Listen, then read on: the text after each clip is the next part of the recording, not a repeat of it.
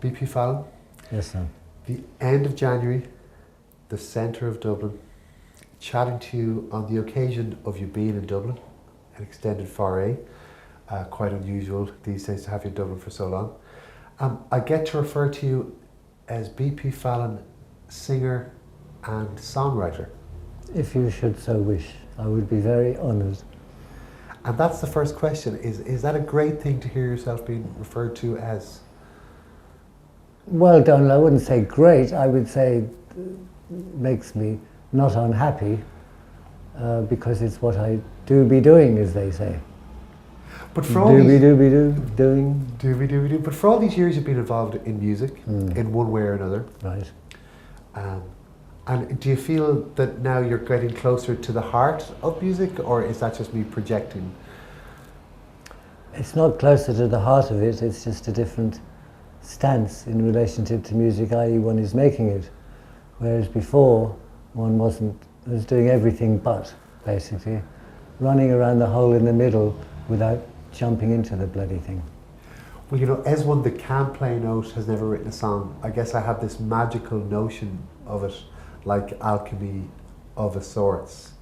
So, you know... Well, first of all, I believe anyone can do anything if they want, whether it's to write a song or fly a plane or probably levitate. What was the question? Oh, is it alchemy? Yeah. Is it alchemy? Is it alchemy? Yes, it is alchemy. It's magic. You go into a room and you come out, angels willing, with a song that, you know, to your knowledge, didn't exist before. It existed before outside of the benign captivity in which it finds itself temporarily until you let it go again to the world. And do you feel that do you rate your different pursuits? And your do you mean, do I think they're any good, or do you mean, do I have a rank? Yeah, a rank, a pecking order. Like no, I don't believe in pecking orders. I don't believe in competitions. People say, you know, who do you like more? Da-da-da or da-da-da. And I say, well, it's not a race and it's not a competition. But I love everything I do. Do I love them all equally? I don't know, because I haven't examined it in such a quantitative manner. And that's the thing about doing interviews in a way as well. It's someone else coming with an examination. But you have a great way with words. And the way the words are coming out in your songs, it feels a lot more spiritual than hearing you, let's say, do a radio show. Well, thank you. I don't know where that puts the radio show. I don't know where it puts the songs either. Are we ready for beatification? Probably not. I'm still walking around. Apart from that, thank you. But there seems to be messages coming through in your songs. Well, without getting too weighty and pedantic and indeed tarty about it, one would hope that something comes through. You know, whether it's the actual impact of the lyrics, or whether it makes you feel good or depressed or meditative or something like that, I would jolly well hope that something comes through, and I'm gratified that for at least one person it does, i.e. you know. I definitely feel the sense of learnings being shared. Like you have a particular, and it's hard to actually specify, but you have a way of approaching life and a way of approaching things that happen and things that don't happen, which is quite, I suppose, quite calm. And that kind of comes through. Well, you see, first of all, we're all very lucky, we're all very blessed. You know, we've got somewhere to sleep, most of us, we've got something to eat, most of us, and we're juggling on. And that's a blessing compared to what other people's lot is, you know. We're not superior or anything like that, but it's just different, and we're very lucky in that respect. I feel that every day is a miracle. When you go to sleep at night, if you do, it's an act of faith, because you hope to wake up, or believe to wake up. We're very lucky. I'm very lucky because all my life, more or less, I've done what I felt I should be doing at any given time. Do you think you've changed much over the years? No, I don't think I've changed at all. I think maybe I'm louder of what I used to be, not in terms of volume and stuff like that necessarily, although that's a debate, but just in terms of volume up to 11 ism. You know, I think I'm the same really, you know, more or less, more or less. When people talk about the past in Ireland, they talk about it referencing a different colour spectrum almost. You know, I get the sense that Ireland, when people convey the sense that Ireland was a much greyer place before. Before what? Before 1970, before 1960, in the past. And for me, Ireland at the moment, I must say, feels a teensy bit uninspiring. I'm not talking about my own life necessarily, but as... The nationalism. Yeah. Well, the nationalism is a cornucopia of bouncing uncertainties, basically. It's a trampoline of lunatics, applauded by those that are still tolerant, and you'll find that they are shrinking numbers, the tolerant people. I'm very against violence. This country was born out of violence. The threat of violence is not a bad thing if it gets you your way. If the punters here shook their shoulders a little bit and growled a little bit more, then maybe the so-called politicians would deliver. Well, at the moment in England, they're floating this notion of selling off the forest. And there's absolute uproar, and there's marches and petitions and all being organised. In Ireland, the very same thing is being proposed, and Bertie Ahern is looking to head up a consortium that's going to buy some of the forests off the state, and there's not a whimper. People are not as quick to react as they used to be because they've been battered down. They've been bashed on the head by what people would call circumstances, but many of the time these circumstances are direct results of people's inefficiency, people who are meant to be governing and ruling and making life easy rather than more complicated. And you know, in Ireland, we're suckers for that. We have a litany, it's like a rosary bead. Instead of beads you have politicians, one after the other, liars and scam merchants and not honourable people. Is this unique to Ireland? No. But for a little country we have a whole heap of them. It's like a, you know, an unbenign Christmas cracker exploded and all these lumps of talking lard fell out, wobbling like moving jelly on the floor. But the weeks that you've been here now, over the last few weeks, have you found yourself watching Vincent Brown on TV3 or Prime Time? I mean, have you been soaking in? I've kind of seen some of that stuff, but it really doesn't do it for me. I don't want to see people making promises. I want to see people deliver. Like the Dáil is about to be dissolved tomorrow. Like is voting something that you've done much of in the past? Yeah, I've done a bit of voting. So is there any bit of you that's like, oh, maybe I should stay here just till election day so I can... I'm more useful sometimes outside the country. And for the last decade, give or take, you've spent most of your time out of Ireland. Would that be fair to say? Oh, the last 10 years? Oh, yeah. Longer than that. Longer than that. Longer than that. And was that a policy decision? Did you get to a point of going, all right, I've given Ireland enough time, I'm out of here? Or is that something that evolved? No, it was to do with the girl. Nothing is planned in that area, you know. She wasn't even living in New York, but that's another story. But I ended up in New York. And she's here now. Brilliant. As far away as possible. So No, we're friends. She's good. And so New York, it's somewhere you feel comfortable, and why?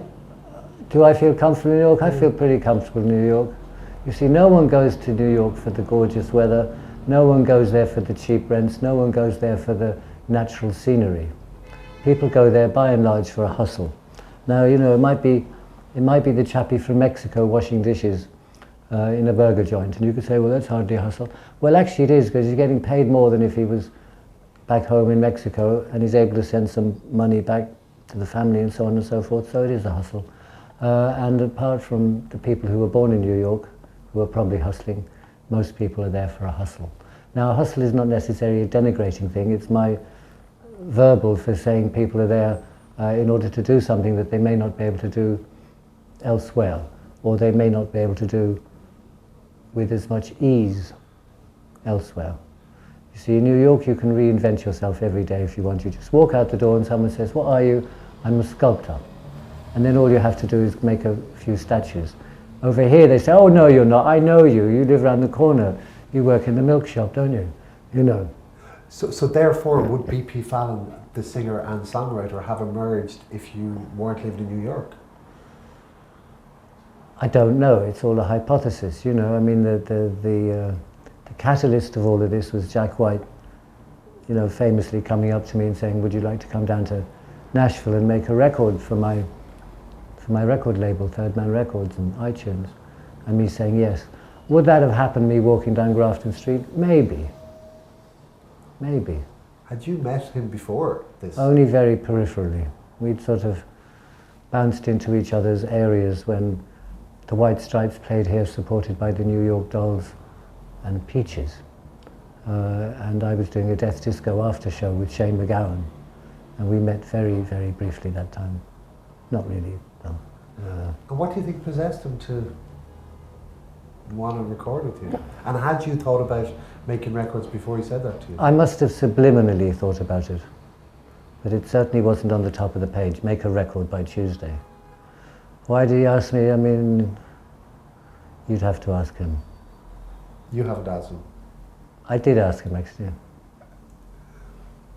He said he liked my hat. Brilliant, brilliant. So what's your hustle? My hustle is to be happy. That doesn't, by definition, mean that you have to be sort of completely unaware of things going around you and not being feelingful. But in theory it means that you have to be conscious and be happy and work at being happy, because we're not going to be here forever and we have a choice. We can be miserable. It's very easy to be miserable. It's not that hard to be happy. I sometimes think it's like flicking a switch. Nearly. As in, you can decide glass half empty, glass half full. You can push yourself towards the positive. You can work towards it. Yeah, it is work. It is work. You see, there's two parallel yet contradictory ways. One is you relax and float upstream, let the tides take you, because you're trusting in the angels. Equally, to have to row like fuck and work hard, you know. And does it involve doing things that you don't want to do? And not as an end result. You might have to dry yourself when you get out of the bath, which is a hassle, but that's the price of admission. Yeah, no, like I believe there's no such thing as compromise. That by definition, if you do something, you're doing it because, on balance, you want to do it. And not everybody. No. You could say, all right, the guy goes down the coal mine to get the coal out, to make the money to feed his family. Yes, he wants to do it to get the money, but does he really want to go down a coal mine? Probably not. Maybe, of course, and I'm not suggesting there's anything wrong in that. Coal mining, you know, I use it just as an ad-lib example, bus driver, whatever it is, you know, things that are arguably more noble than what I do. But I don't believe one should really have to do, no, I don't believe it. You shouldn't have to do things you don't want to do. Do you think you need a thick skin to put yourself out there? Yeah. Kind of a thick skin or no skin at all. You know, more of a sort of ethereal attitude that you theoretically float along the whole thing wraith-like. Which would you class yourself as, thick skin or no skin? Well, someone once described me as a hippie with a dagger up my sleeve. What do you think John Lydon meant when he said never trust a hippie? I thought you were going to say anger is an enemy. Anger is an energy. Never trust a hippie. What was he doing? What does he mean? I was having a dig at Branson, really, but Richard Branson, but John Lydon was a hippie. still isn't. He still is a kind of a hippie in a way. He has utopian dreams. Because that really confused me as a kid. Because people, as a teenager, people always went around saying, never trust a hippie. And I kind of, I guess, aspired to be a hippie in ways. Yeah, but you see, Donald, slogans are very dangerous. Slogans trip off the mouth like a drunken man stumbling for a lamppost. You know, very often. They can be very glib. And anyways, you see, there he's sitting there in the house, you know, in Gunter Grove that he bought off Stevie Winwood, in saying, don't trust a hippie. Steve Winwood. Hardly fucking full-on methadone punk rocker, was he? No. So do you think the hippie with a dagger up his sleeve is a fair description? Of me? Yeah. In its limitations, yes, it is. Like, I'm very benign, but if someone deliberately messes with me, I won't have it.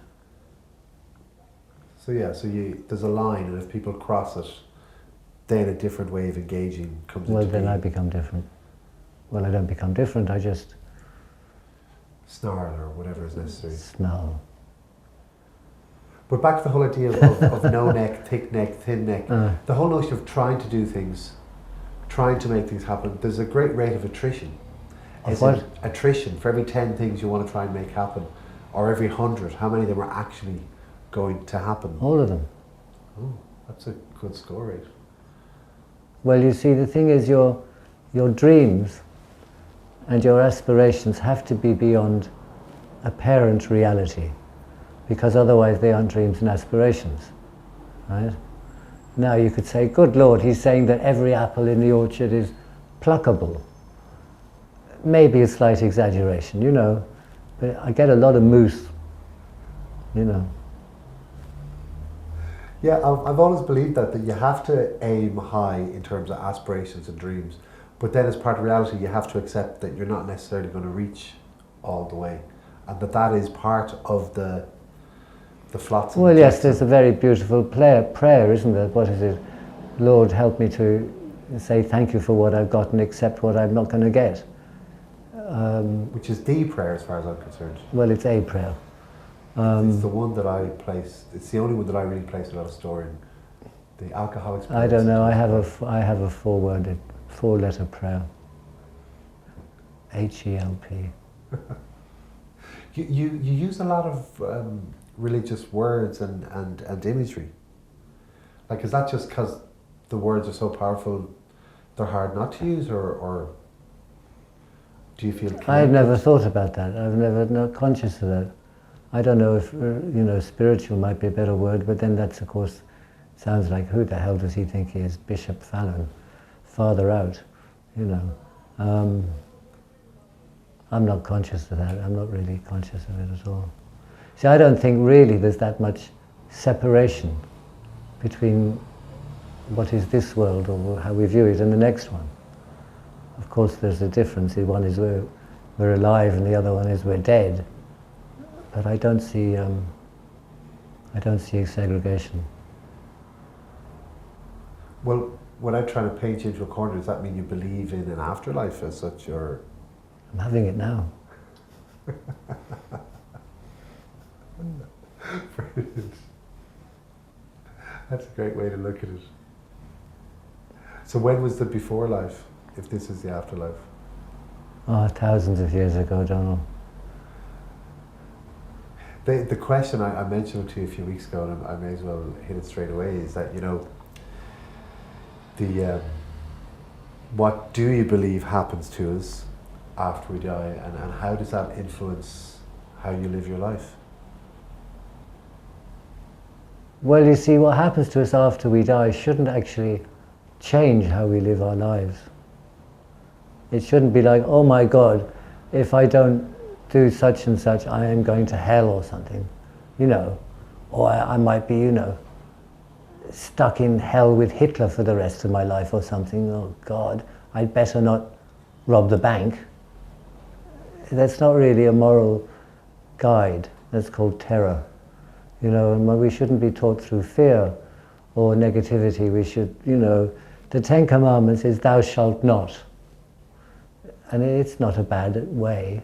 You know, I mean, basically my idea about the whole is just do whatever you want to do and don't hurt anyone. You know, which is thou shall, rather than don't, this sort of censorious stuff, you know, pull the ear, hit the child, don't.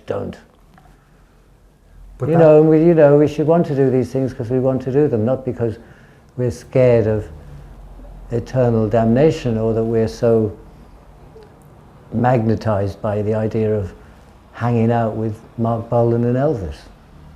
But that's how it was sold to us for so long. It was a transaction. If you do this, then this will happen. And obviously the arse fell out of that. But it hasn't really been replaced as a proposition. Well, what do you mean in terms of what people told us? Yeah, and like I believe religion has pretty much, even though it hasn't happened yet, but it's running its course because it was designed. Well, which one? All of them fundamentally.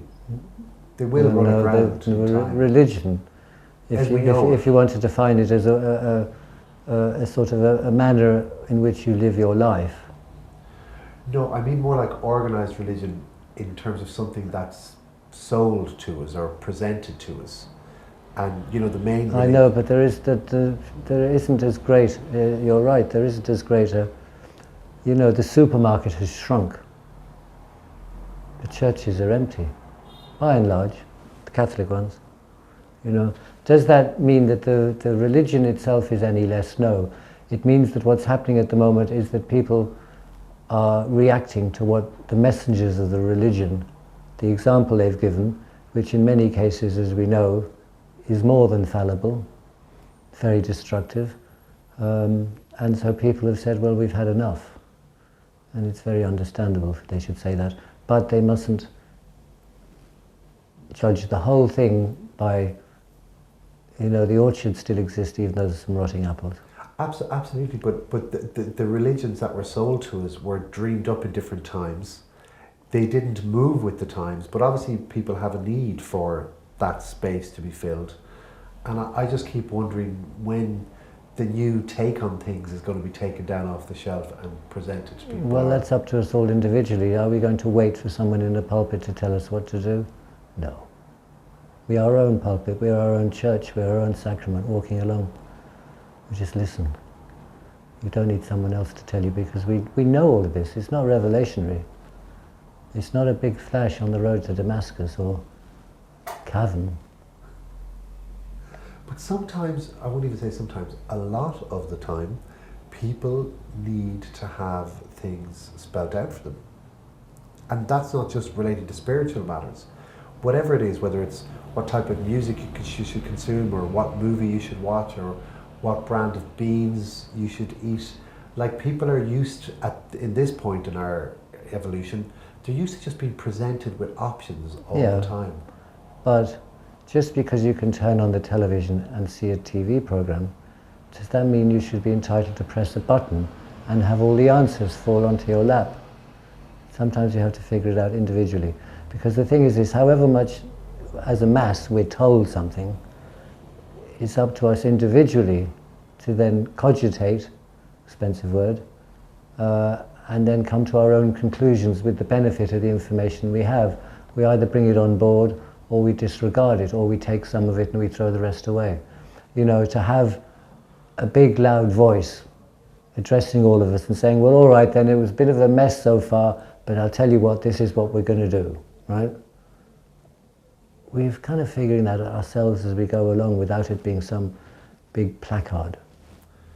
Well, I mean, you know, back to Ireland and the impending election, you know, I'm looking at a mush of a culture, a bit of a mush of a nation, you know, that doesn't really at the moment seem to have a shared common sense of direction in terms of, you know, what we should be doing, where we should be going. Not in an economic sense, even just a notion of, you know, what's it all about, where we go, what's important, what's not important. And I don't see that changing anytime soon. Well, I don't know. You know, it's another thing I think about a lot, the overall ambient of Ireland and the way it's going to move forward and so on and so forth. Not being disrespectful at all, I'm Irish and I'm happy to be. But There's other things to think about, like what rhymes with bugle. What are the things that you enjoy doing the most in terms of your day, moments? Like what do you derive the most pleasure from? Being on stage, writing songs, making music, playing records, taking photographs, writing prose. The rest I couldn't dream of telling you. So is being centre stage more enjoyable than being at the edges of the stage? I've never been at the edge of the stage, Donald. I have no idea what it's like. Well, obviously being lead singer compared to being tambourine player. I know, I'm being facetious, sort of. But I'm in the middle of my own world, you see. And that's what we should all be. You know, not that we think we're better or anything, or that people should be flocking around us in adoration, but we're in the middle of all our own worlds, you know. Do you ever get nervous before you go on stage? Sometimes. And, you know, what's the conversation, or what are the nerves stemming from, do you think? I mean, is it just that thing of wanting to do your best, or thinking you might be rubbish, or, you know, what's the dilemma, what's the jeopardy, do you think? Why does one get nervous beforehand? I suppose because you want it to be very good, and you think it might be, you know, all the daggers of doubt are coming along as if you're in the Battle of Hastings, you know. But I think it means you care, actually, that you care about it. I don't think it's requisite to be nervous, though. I mean, sometimes I am, sometimes I'm not. I'm usually at that stage, can't wait to get on stage. I'm ready, hurry up, you know, and there's another band on or something, you know. Ready. And you've got a great band right now. I have a great band. I have Aaron Lee Tajan on guitar, who's the most exciting young guitar player in New York. He's 24 years old. I have Nigel Harrison on the bass guitar, former member of Blondie and in Iggy Pop's band, and writer of the Blondie song One Way or Another, for instance, or Union City Blue. He's the bass player, lovely man, one of my longest serving friends. The drummer seat seems to revolve a little bit. Our official drummer is Clem Burke from Blondie. But the last time we played, which was in Holland and in Belgium at the Crossing Border Festival, at which you were at, we had Mark Stepro on drums, fantastic drummer. He's worked with the Lemonheads. And then we've done gigs with Sean Lennon on drums as well. But you'll notice every band has many drummers. Yeah, there are many drummers in my father's home. They're hard to pin down. Would you go so far as say you have a plan for the band, or how you'd like things to evolve? I know what I'd like, but do I have a plan? No. I'm completely the opposite than if I was working with another band, whereas I would map out a year. This is what we're going to do, you know? In this, no. I'm the lead singer. I mean, hyping bands is what you did for a living. Well, that's a very derogatory way of putting it. At one point, I mean, I think hyping is not the exact... Well, you were employed in public relations for artists. Turning people on, I think, is what you would call it. Okay, you once worked at turning people on. Yeah. About bands. Yeah. So when you know how to do all that, yeah, and you know how it's done, it doesn't apply. Right. It doesn't apply. It really doesn't. You know. I'm the singer. So it is possible to switch bits of your brain off. It's just certain bits are more tuned at a specific time, you know. So I don't have any grand plan, you know, or we have to be on David Letterman in 6 months, or no. Let's write some songs. Let's write some songs and do some gigs. I think it's very hard for anyone to be objective about themselves, really. Not necessarily. Some people are very good at it. No, I'm not. Who have you met who's good at being objective about themselves? Who springs to mind when you say that? Bob Geldof, Ronnie Drew, bless him, Quentin Crisp.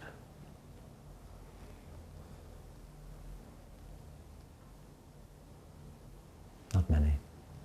Yeah, no, I didn't actually know it was possible to be truly objective. Well, you can see yourself as the third person. When people ask me about the past, which they do sometimes, I don't think about that stuff unless people ask me about it. And then I see myself in the third person. And sometimes I go, God, was that me? How amazing. You know, not in an arrogant way, but just like, wow, you know, and I realise it's me. Yeah, who's that character? I'll never forget my favourite BPFO of all time was with the Hot House Flowers. And I don't know if it's true or not, but you're doing the broadcast and you're there saying, we've moved out into the corridor of RT radio, and I used to like sit there with my tape recorder and my record and pause, and I'll never forget Hallelujah Jordan from that session. I mean, I have the tape. It's very good, isn't it? Because the whole notion of radio, I mean, back when the BPFO was on Radio 2, or I don't know if it was a Radio 2 or 2 FM, I can't recall, but radio had this, it was one of the few places where you could escape. Yeah, and but get to check stuff out and find it. And now we've got such a multitude of sources. Radio is still there, but you know what's happening with the modern world in terms of digital media, so everything's getting fractured. So the niches are getting smaller and smaller and smaller. It's like fractals, just going off and breaking up and breaking up. And I kind of miss those communal live events. You know, we have communal events now, but it might be when a video gets 2 million YouTube hits. But it's not that sense of, wow, this is really happening right now. Well, it is, Donald. It is. You see, you know, you see a live on the, you know, on the computer, you know, dead weather live from somewhere or other, the House of Blues in wherever, Alabama. Not that they need a House of Blues in Alabama, it is the blues. But you know, and it's happening right there and then, and you know, and you're getting someone twittering saying, this is amazing, doesn't Alison look sexy? Or something, that's the same thing, it's just a different shape. It's the same boogaloo though. I love that. No, I love the live element. And also now you see people can get more involved. Like when you're on the radio here, like I do Today FM, you know, into the new year every year, you know, annually, for example. As well as doing my Wang Dang Doodle show on the internet every week. Also on my site, bpfallon.com, folks. When you're doing live radio, it's actually interactive because people can text you, they can, you know, they can send Twitters, all kinds of stuff, and you can react accordingly if you wish. On the one that I did this year, I was very gratified. I got such an enormous response, some of which I've kept because they're hilarious, very well written and things. But I said, look, you know, I just can't read all these things out. I can read them out if you want, but let's just stick to the music, you know.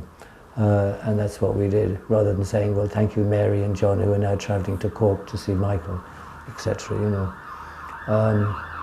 But it is interactive in that way, you know, whereas before you would aim your thoughts at one person.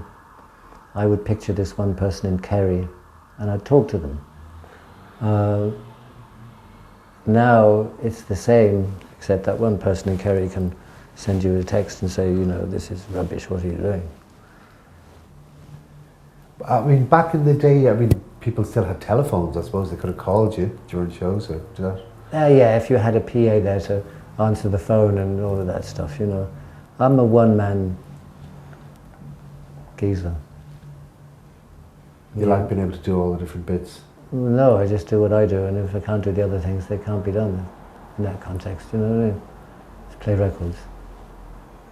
And how you know, sometimes I even think being on the radio, you know, it's really like a shopping list, you know, because I'm not going to sit there and talk about the weather. I say that record was and this one is. You know, I might say a little bit about the artist, but probably not. It's to do with the noise in this context, you know. And how do you find the dynamic of being in a band? In what way now? Well, having to collaborate because it's BP Fallon and his band, and it's like you're at this hybrid point where it's not quite a solo artist, but it's not a solo thing. But it's not like the way it's presented to the public, as in, I mean, but it's obvious that it's a collaborative kind of thing. It's a collaborative thing. I'm the logo, because I'm at this point in time the loudest in terms of profile, and I happen to be the lead singer, or the lead vocalist, or the lead talker. But that doesn't mean that it's not collaborative at all. It's very collaborative, and the reason that if anything that I do works is because I'm very blessed with having the other musicians. It's not to do with I'm so brilliant and they're lucky to be there. I'm very lucky to have them. It's very lucky to have them. And how does the writing work? How do you do it? It works in different ways. Sometimes Nigel or Aaron will have a riff and they'll play it and we'll find some words. Sometimes I'll have some words and I'll say, look, and we'll find a tune. I use the word find because they're around. And it's like sheep, we have to sort of corral them, this way, this way, this way. Divining, if you're lucky they'll come along the divining road. But also when it's collaborative, you see, people can... I have a song called Increasingly Often, and I showed Aaron the words and I said, look, it starts increasingly often, but I'll change that because you can't have a song starting increasingly often. He said, why not? And so we do,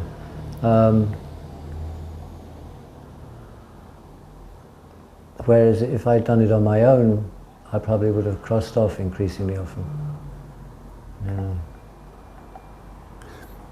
Did you have a template for a band, as in a band you'd always loved and admired, and you were like, wouldn't it be great to be in a band like that band?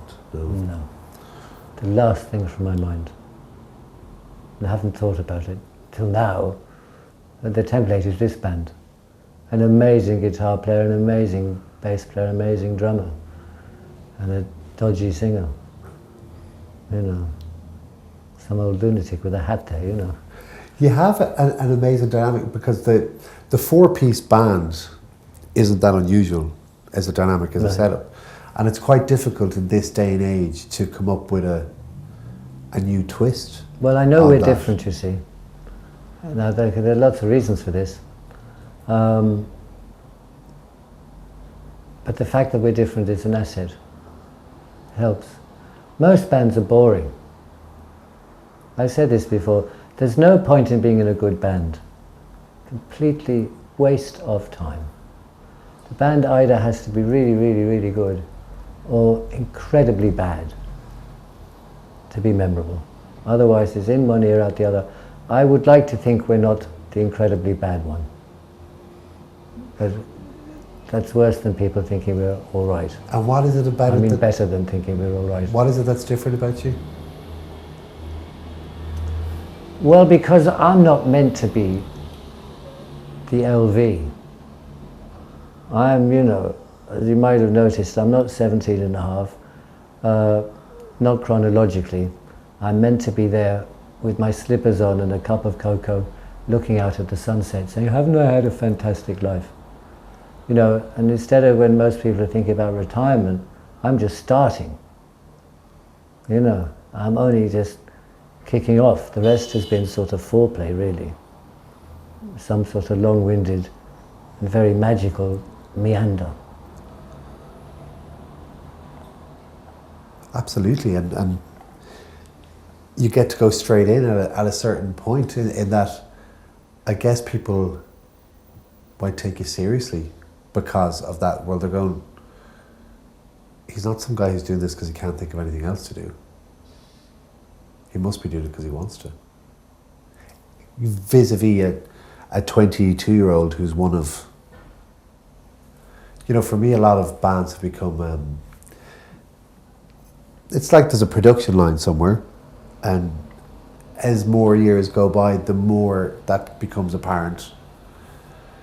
And each year... Yeah, but do you know how many bands there are in the world? No, I haven't counted them.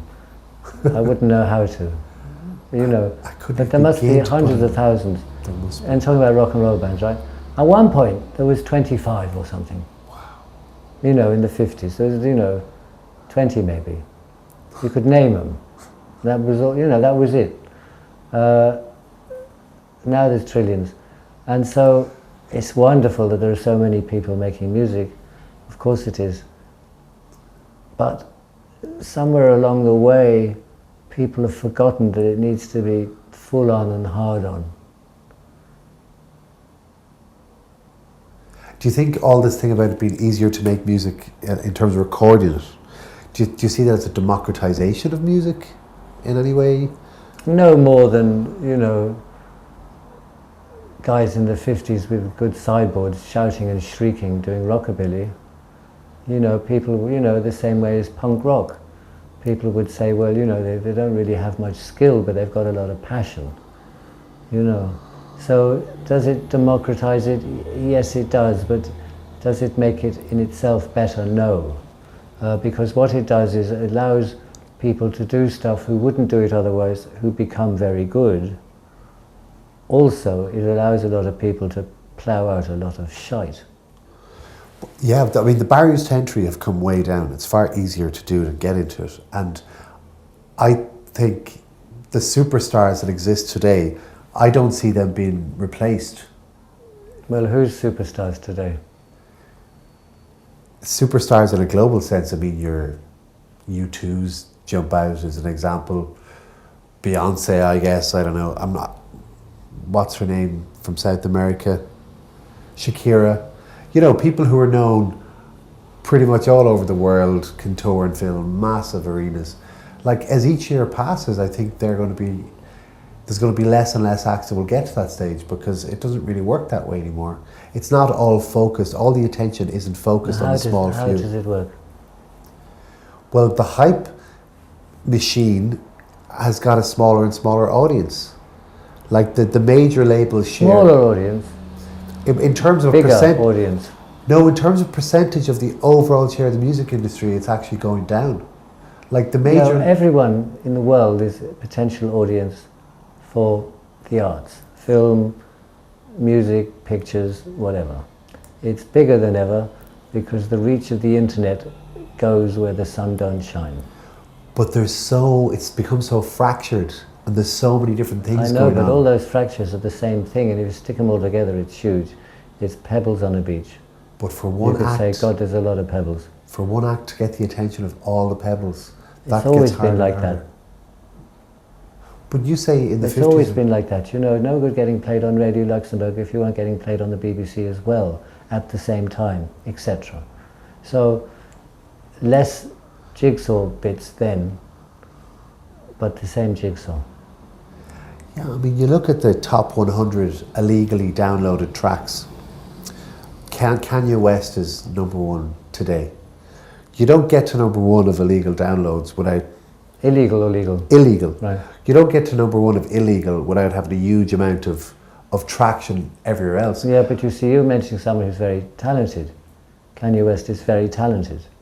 He may be a bit of a tricky boy, you know, but he's very talented. I find it very tiresome, I have to say. I know, but he's very talented. You see, people can be talented without us individually liking them. Absolutely. I've seen him live, he's an amazing performer, but I've very little interest in what he does, I have to say. Well, that's fair enough, you know. And I'm sure I could mention talented people who other people think are talented that you wouldn't care about. Or I can mention people that you like that other people don't think about. It's all subjective. That's the wonderful thing about all of this. It's just noise. That's all this noise done by people who haven't learned how to do anything better, really. You know, to be sort of twisted about it. 6 strings on a guitar that you put through an amp and go, you know, or 4, boom, boom, boom. What do? I pluck 4 strings. What do? I hit stretched animal skins. Great, well done. Come and see me when you're better. You know, It's very primal, but I like that. Yeah, you can't match it though. As in music, I believe back to religion is replaceable as we know it. Even though music, all the things that are happening, it's not replaceable. It's irreplaceable within our existence. What remains to be seen is whether people pay for it or not, or whether there's 10,000 bands instead of 100. You know, Bill Drummond from the KLF, his project at the moment is called 17, and it's a choir. It's a choir project that never makes recordings, and there's never an audience, and it's all about the notion of the 17 people that are there at any one time are the performers and the audience. And I think that's a lovely idea. But it's very pure. Yeah. But it's nearly as uncommercial as burning £1 million. Oh, exactly. What a stupid, ignorant thing to do. Now, the whole point of them doing it really was for people like me to say, what a stupid, ignorant thing to do. So in that respect, they're correct. They've been successful. But I mean, if you mean to piss out the window and someone says, oh, you pissed out the window, you're recognizing what they did. Does that mean it's a brilliant thing to piss out the window? No. But as they said at the time, if they had spent that money on sports cars or put it up their nose and frittered it away, nobody would have said boo. But what if they'd given it to Mother Teresa or something? And they didn't. And she kept going. And I'm not even defending what they did or attacking what they did. Or, you know, put It's it into something they cancer did. research or something. I'm attracted to the idea of it. Of burning £1 million? Yes. I've done it myself, but it didn't take that. Took longer, you know. It took several years. To get through the million? Yeah, I'm nearly done. A few more bits going yet. But other people have benefited out of that money, I'd like to think. At least peripherally. You know, I didn't just burn it. Yeah, I mean, money is... It's very easy to make a noise if you're prepared to look a bit silly. Very easy. It takes no talent at all. I could be on the front of every newspaper in the morning here. All I need to do is go to the Doyle, probably just take my shirt off, right, and stand there. And they'd think it was some sort of cosmic statement. Easy. But to what point? You know, it's like people who go and assassinate someone. We won't mention names because that gives them credence. You know, in order to get on front of Time magazine or something. If when the album is out, you might feel differently about being on the front page of a newspaper on whatever terms. No, I wouldn't. It would depend for what reason, you see. If it's this guy's a prat, it wouldn't be my chosen vehicle. I mean, I don't mind that. It's going to be great though when you do record the album. Well, when I say the album, I mean the first one. The first one, but one doesn't exist at the moment, so it's the great album that doesn't exist. But when you record that and release it and tour it, that's definitely going to be a point, a level. You know, you've released a record that's created some ripples. Well, we do have one record. Yes, no, you've released that, great single. The songs you're doing live that not as many people will have heard are great. Then being joined by a few more and being on an album, I think that's going to be it's a step. Well, I'd like to think so. I don't know what it'll be. It'll be like, well, we've got to write the next album now, you know. And I mean, back to Mr. White down in Nashville, he's kind of turning the whole making albums thing on its head in a weird way. Like doing this thing where he's bringing bands in, they're playing a live show, and the show is being released pretty much the next day as an album. On vinyl. Yeah. Brilliant. But he's totally, in the digital age of downloads and MP3s, etc., he's totally helping to question or define or redefine what an album is, what it's there for, what it's worth, what it's not worth. Because you know, at the time, let's say a band has a new album out, like he's released these live albums by bands that aren't even on his label, I know. that will just pass through town, release a record, and you're like going, why would you buy that when they've got their album out? And then you're kind of like, well, why wouldn't you buy it? You know? Because there's sometimes where I love live records, because to hear an Otis Redding live record, or I was listening to a John Lennon live record the other day, to hear live recordings by people you know you're never going to get to see live is almost more exciting than getting to hear a record. Depends. I'd always give it a listen once, you know. Depends. So it's interesting. But the point I'm making is that he's questioning it all, you know. No, Jack White, yeah. No, he's questioning it all. Very good. So will you let him release your album, the album? We'll see.